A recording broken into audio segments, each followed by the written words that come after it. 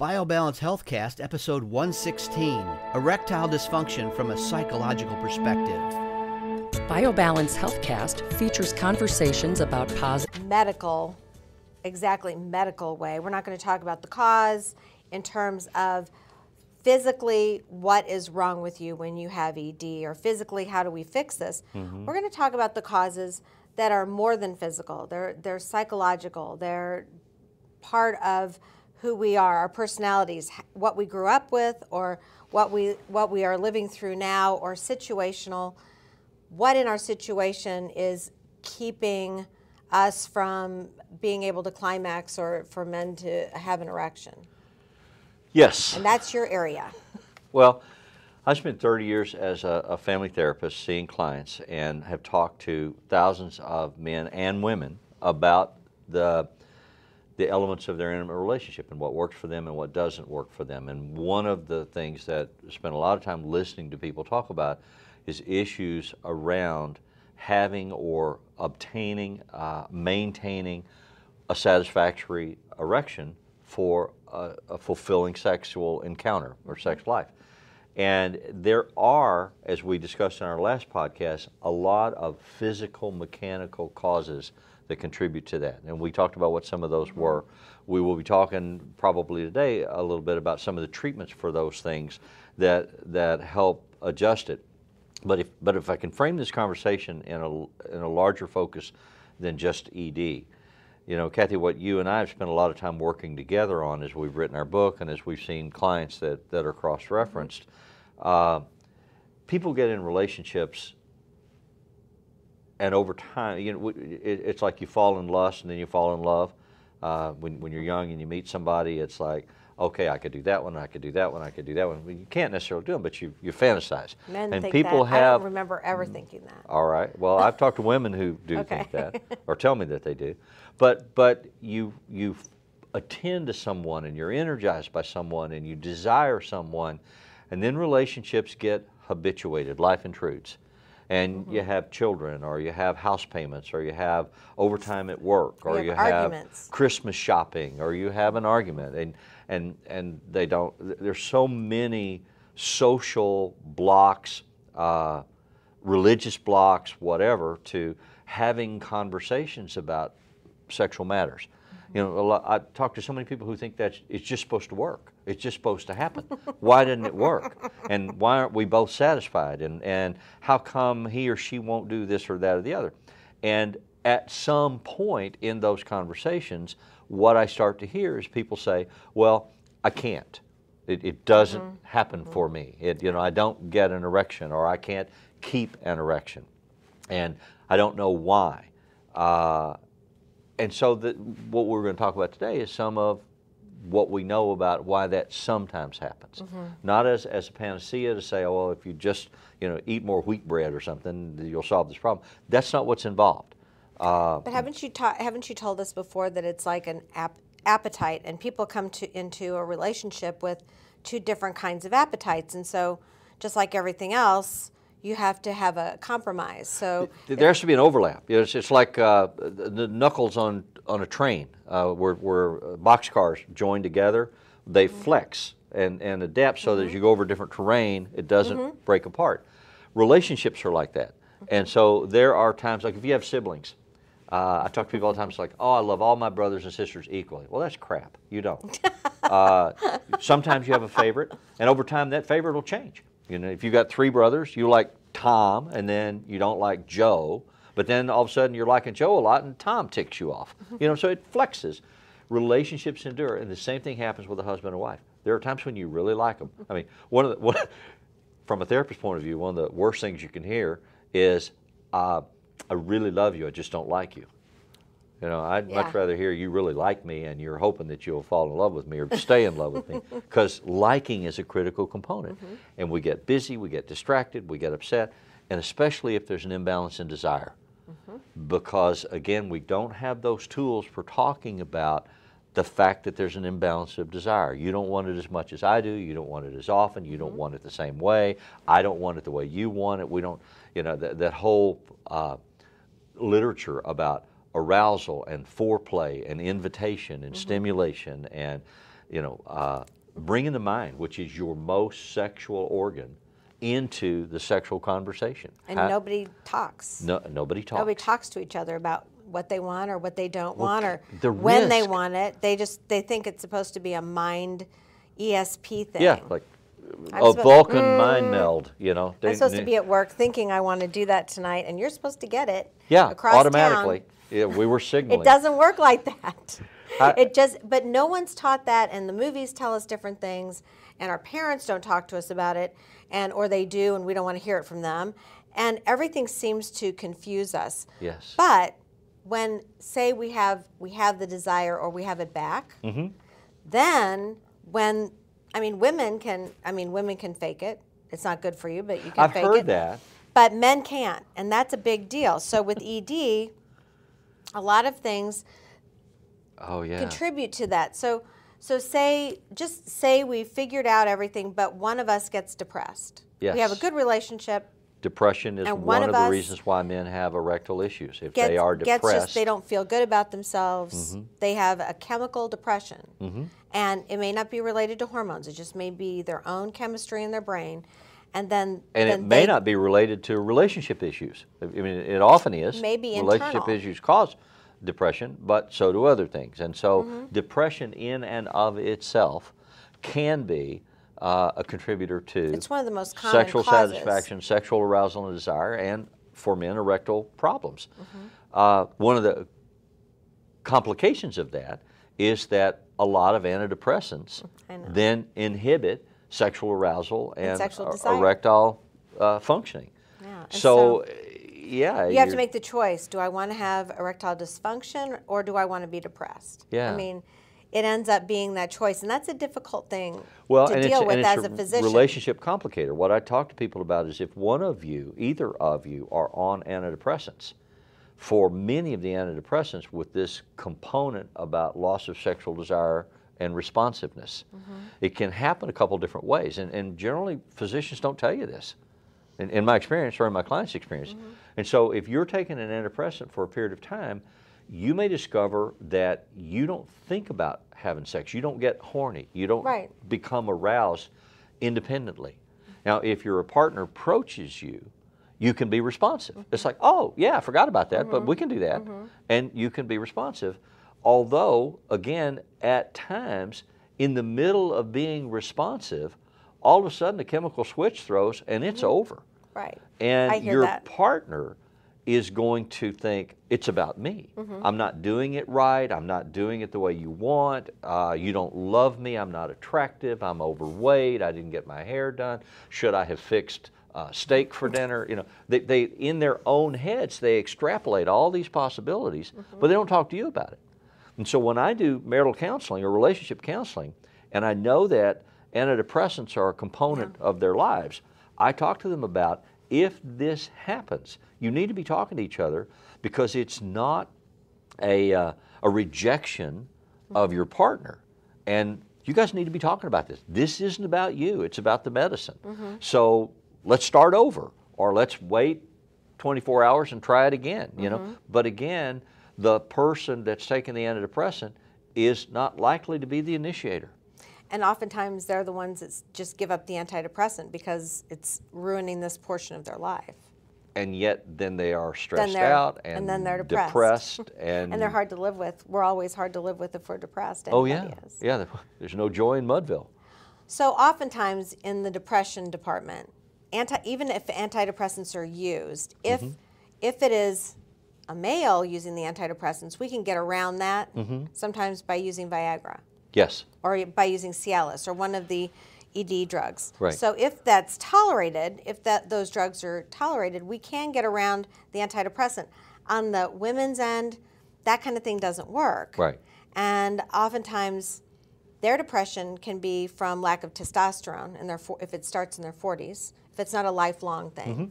And we can give testosterone and leave them on their antidepressant for a few months into the testosterone treatment and see if they're a lot better and see if we can wean them off the antidepressant. Because even if they get if they're depressed because of their testosterone, then I can get them off of the antidepressant. If that's the reason for the depression, right? yes. Then they'll be functional and they won't be depressed. And the sexual arousal issues will come back for them. That's right. And so that's why depression can cause sexual problems, but it can also complicate it with the medication.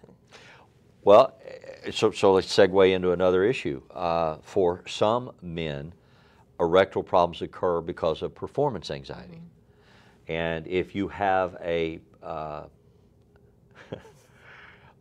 I've talked to a number of men, especially younger men, who articulate a fantasy about a sexually aggressive woman. You know, I'm walking down the highway and a carload of nymphos stop me and demand that I satisfy all of them, and it's great. I mean, I've had teenage boys. What a creative mind they have. Well, you know, they're trying to find the solution to a problem that they don't have the social skills to satisfy, Right. and so they fantasize. Okay. But in my experience with women who are much more sexually liberated and free with themselves than a lot of women are, who'll come in and say, I am sexually demanding. I am aggressive in asking for or seeking what I want. And I find that men are afraid of me. Men veer away from me. They don't want that. You know, they say they want it, but they don't want The it. fantasy is that they The want it, but fantasy they don't is that really they want want the it, but they don't want fantasy it. because it's scary. So sometimes in situations where you have performance demands or performance expectations, you shut off. And it's not there. And once a man starts to worry about, do I have an erection? Am I firm enough to be functional? His huge. opportunity is lost because it's not going to be there. Yeah. If you start thinking about it, I mean, and you know, we tell you, don't think about it. It'll just happen. Doctors You know, love to it's tell. like saying, we love to don't tell think people about, don't think about Yeah. infertility. Don't think about just don't think you about it. You can't stop thinking about But it. if you start thinking about it, and so you get caught in this paradigm where you become your own worst enemy because you're thinking about it. And that's a whole relax, trust, be safe mindset. And one of the complementary responses that couples can make is to talk about having an erection, having vaginal penetration, having orgasm is not the end-all be-all of sex. Oh. It's not the end-all be-all of intimacy. There are many other ways to have an intimate encounter and a sexually satisfying encounter for your partner at least that says, I love you, I cherish you, I want you to feel good about my loving you, that doesn't necessarily hang on the hook of an erection. And so if couples can embrace that concept and participate in that kind of sharing, the issue of performance anxiety sex will deteriorate, and then the performance will be there. Sometimes what we recommend to people, especially people that have had relational issues and desire functionality issues, and then they've been restored because of treatment, often I will give them homework. I will say to them, your emotional balances have been so far off that your bodies have forgotten how to love each other because you've been mad and you've been hateful and you've been avoidant and non-responsive. And so now you need to learn, you need to let your bodies learn to care about each other again and be safe with each other. So one of the assignments that I'll give them is go home and for 5 minutes, stop everything. Pay attention to each other and Turn hug. off the TV. Turn off the TV, shut the door, don't answer the phone, don't worry about his dinner being cooked. Spend 5 minutes in the physical space of one another, attending to that. Be in your body, in the moment, and be aware of your sensation. Look in their eyes, breathe with them, touch their skin, feel the texture, hug them, but absolutely do not be sexual. Don't touch them in a sexual way, don't touch them in an arousing way. Just be in that safe space again, physically. I mean, So how's that work? Well, Usually they have very sex, right? often they no, typically they'll come in and say, oh, we forgot to do the homework. Oh, we couldn't find time. We didn't have 5 minutes. 5 minutes. The kids needed help with their homework. They're avoiding it. So we keep working until they actually try it. And then they'll come in and they'll be sheepish and chagrined. Well, we tried to do the homework, but we end up having sex. Oh, which so we sad. failed our job. And then we all laugh about it. It's like, okay, so what's Yeah. the message? What's the lesson learned? But so much of that is about safety and trust and intentional intimacy that men in particular have to learn is not about sex as orgasm. Right. It's not about scoring or getting off. It's about being with this woman in this zone where the focus is on the global experience and not the specific experience. But I've seen women in my office come in and say, now they're all fixed. Yeah. And their husbands had testosterone, so they assume they're going to just snap right back into Mr. Macho. No. And the female partner is saying, well, you just don't do this for me, and you don't do that, and they're mean. And well, that's not helpful. They're I can tell you that's not helpful. Just not mean, but demeaning. And so, so their husband goes, you know, he looks sheepish. He looks like, well, you know, and I can see why he would not be able to perform. So there we have to go back and get past the anger and hurt that she's felt, because that's what she's expressing, and somehow bring him back into the relationship as well, so that he's not fearful of her. Well, and so I'm so glad that you're willing to have that conversation with a woman, and and as a woman be able to say to her, okay, as I'm listening to you, these are the things that are setting off alarms for me, based on what I know. I try to have those conversations with couples too, and sometimes that male-female boundary is there, and they're like, you know, you're taking his side, or yeah, that's always a problem. Yes, but he hurt me, and he has to hear how much he's hurt me. Well, yeah, maybe some for a while, but that's not. But there's a point at which it's counterproductive, and that's it's not productive if you do that. So then you get back to performance anxiety as an issue, because if she's critiquing and attacking, he's not going to be in that mood where his system will work. And there's nothing testosterone or Viagra or anything else is going to help, because you could have all the chemicals in the world. If you have this behavior that's not working, and it's not working in this way, the attacking way, it's never going to work. So you have to go through therapy for that. Yes. That's just not something you can, in fact, not something I can just bring to your attention and have it all better right then. It just doesn't work that fast. You have to go through a lot of talking and getting it all out, and then going through what Brett talks about. It's not going to be a miraculous epiphany. You're not going to suddenly start speaking in tongues. You have to learn how to do these things, and you have to approach it with an open mind and an open heart. I'm willing to have this conversation. I'm willing to experiment with new approach attitudes or receptiveness attitudes. I'm willing to learn to talk. You know, what do you like? What do you want? How do you like it? It's hard to verbalize wishes and desires. It's hard for some people to do that even talk about sex without it being perceived as a critical attack. Right. You know, to talk about what I would like to try doesn't necessarily mean you loser you. Yeah. You know, that's right. it can be invitational. No matter how you say it, it can be taken that way. So if they're defended, then it's going to be taken that way. So that's why it takes counseling. It takes somebody bringing this out and saying, I hear you say this, and this is translation. That's what you need. You need translation between the couple. You do. You need those communication skills. But there are also some other components before we run out of time. You know, we talked about depression as a clinical issue. That causes ED. We talked about performance anxiety. Generalized, there's a category of disorder in psychological literature called generalized anxiety disorder. If there's a lot of crap going on in your life and you're under a lot of pressure and you can't turn your mind off and you are worried about a lot of other things, many people have trouble turning all that off to go into this sexual or intimate compartment. Part of it is they're hypervigilant. Like if you touch them like this, they do this. Yes. So being touched is not something that makes them feel good. It makes them feel more anxious. So that has to be... I've had women say, you know, my husband comes home and he wants me and I want to spend time with him, but the teenagers are in the house, or the phone is ringing, or I turn the pot roast on and I suddenly worry about the fact that the stove is on, you know, and they're distracted and being hypervigilant about all these other responsibilities of the mom, where they can't take 10 minutes to just indulge Well, in it's connecting part with of that being moment. mom. Yeah, I They understand can't that. go from being mom to being sex object and go back to being mom in 10 minutes. It doesn't flip on and off like that. You have to think about it and plan for it. Because You have to plan for it, and you have to have some safety in the environment. The kids aren't going to just bust through your door. remember, failure to plan is planning to fail. Yeah. So you got to set yourself up for success. Well, I have a friend who will remain nameless, but her parents had the best thing I've ever heard of. I just have never heard of this theory.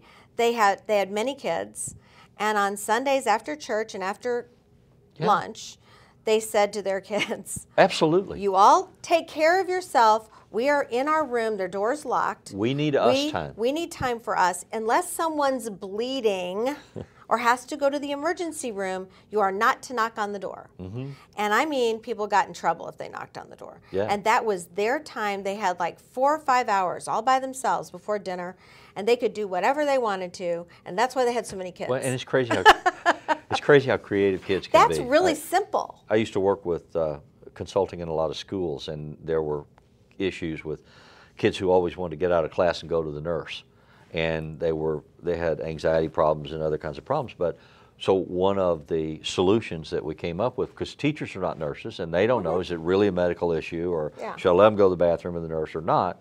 And so we would advise, if you're not projectile vomiting and you're not bleeding, you can't go to the nurse, and you don't have a fever of what. And so then the teachers would feel more comfortable. And I remember a couple of kids who learned to pick at themselves in some way to get blood. And it would just be a little bit of blood, but they would get blood, and it's like, okay, I have to go to the nurse. Everybody a way to get their kids or their parents out of the bedroom? No, what I'm saying is you have to teach your children what that means. Yeah. If it's not a true emergency, don't knock on that door, because this is mom and dad, nurturing time. It's not your turn. And you know what? Kids need to learn. It's not always their turn. They need to learn that you have to have time to yourself, or you'll become less and less of a human being. You'll be whittled away until you're just kind of nothing by the time you're 45. Your child is naturally narcissistic, and you have to teach them to get over that grandiose narcissism. And they have to learn that they're part of a family. They're not Blue Jay babies. They can't always just get demand response. And so you have to teach them wait time and turn taking. And if you don't, it's kind of like being on the airplane. When the oxygen mask comes down, if you don't take care of yourself and your husband or wife, you can't take care of the kids. It's just not going to work. So all that comes back to erections and good sex. Yeah, that's right. And then you're not so exhausted because you can take a nap as well. But you have, and through the whole week, if you look at it this way, I can stand anything if I've got Sunday afternoon. Some of that has to do with that. Sunday afternoon is a rest time, contact time, but don't habituate sex to every Saturday morning, because it becomes a chore. Yeah. And then you get those performance expectation issues.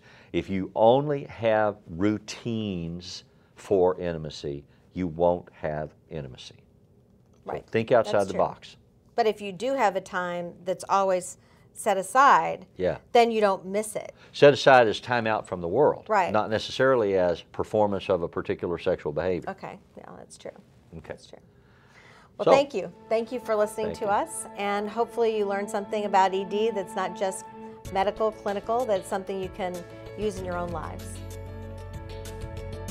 Email your questions or comments to podcast@biobalancehealth.com. You can find the BioBalance Healthcast on iTunes and on YouTube.